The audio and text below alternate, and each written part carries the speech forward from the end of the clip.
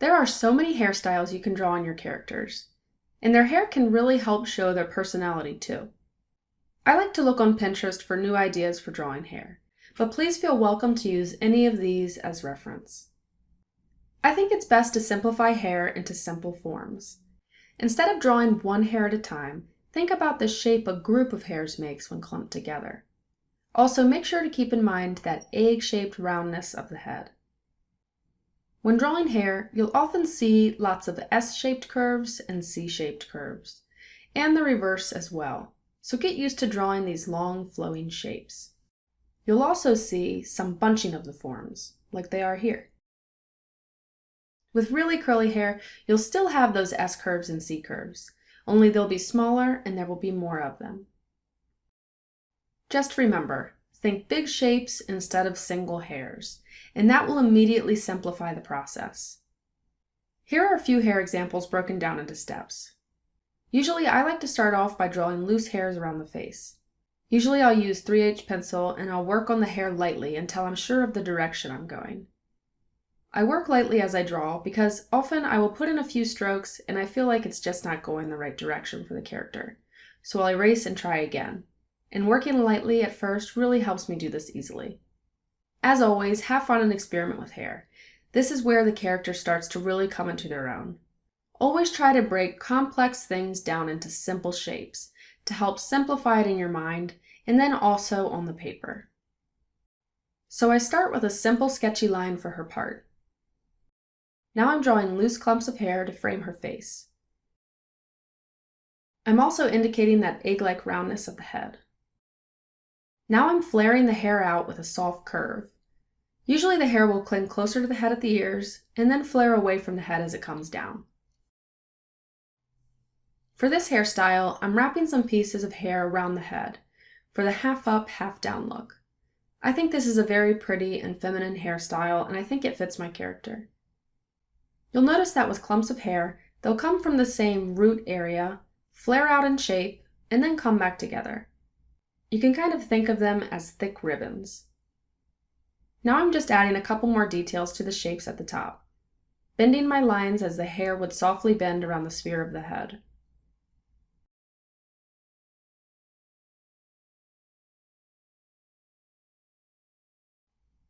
Now I'm quickly toning the hair with my 3H pencil. Like with the ears and all the other features really, you can decide just how detailed you want to get. This can be as simple or as detailed as you wish, so you may choose to not even put a tone on. With a tissue, you can easily blend large areas of the piece, rather than using the stump. Now with my kneaded eraser, I just clean up any extra fuzz. And then I flip my drawing upside down. Sometimes for me, it's just more comfortable to do certain strokes in a certain direction. It just felt easier drawing these hairs upside down. You may find this as you work too, but draw whichever way works best for you, even if that means flipping your drawing upside down every once in a while. Use every weird trick in the book to get the drawing you want. Now I'm drawing in some darker lines, using more pressure on my pencil to get that darker value. You'll see I'm putting these darker values closer to where the hairs are coming together, near the roots. I also shade back here to push this area back behind her and into the shade.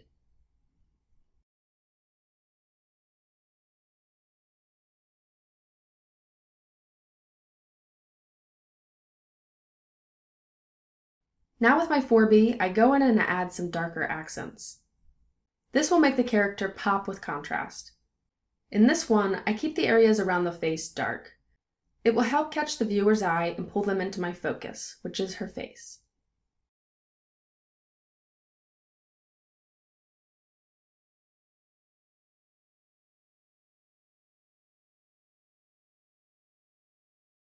For the next shadow, I'll typically draw a shape like this, to help give some separation between the head and the neck.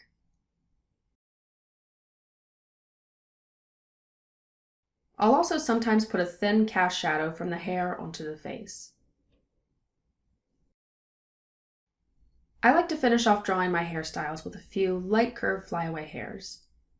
I think this adds some fun and freeness to the sketch and keeps it from looking too forced. At areas like the part, you may also want to do a couple more detail hairs as well. So start with simplified shapes. Then add detail and tone when you become confident in the design. Then finish off the hairstyle by redefining and adding in some flyaway hairs. Now let's take a look at some 3/4 hairstyles. The ideas are all the same. Usually when I start drawing hair, I just have a vague idea of where I'm going. And it only truly comes about as I experiment and put down more lines and shapes. So have fun and take some chances. You'll probably come up with a really cool hairstyle when you do. Looking at references will be extremely helpful when it comes to drawing hair, and really when it comes to drawing anything. Sometimes I can draw out of my head because I've memorized some designs through study and practice, but only because I studied from real-life subjects and from photos. If you want, photograph your friends with different hairstyles and work from those. Or like I mentioned, Pinterest is a treasure trove of inspiring images and will be sure to give you great ideas. So you'll see I always start with the same general process. I plan out the shapes lightly with my pencil, and then as I become more confident in my design, I add smaller details and darker lines. With hair, try keeping some lines light and thin, and others thick and dark. This will give your piece exciting variety.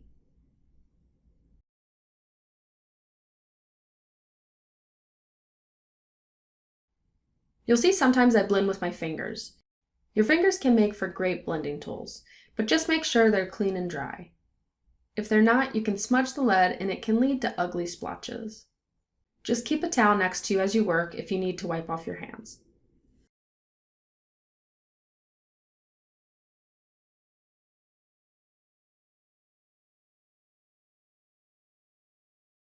Now with my 3H, I'm just adding a little cast shadow on her face. And you can see here, I just decided this is too much, and it's just not working. So I redraw the hair design with a 0.9 2B pencil.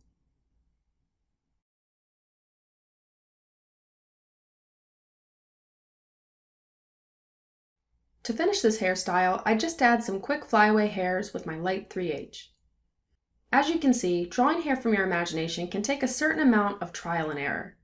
If you want a more straightforward process, however, using references will be the way to go.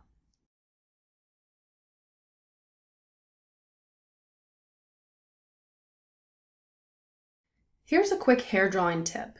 A dirty stump can also help you add some nice value to these groups of hairs. It can give the hair a nice subtle tone. So feel free to use these hairstyles as references, or follow along with any of these steps and modify as you see fit. Or you can search the internet to find some beautiful, inspiring hairstyles to draw on your characters.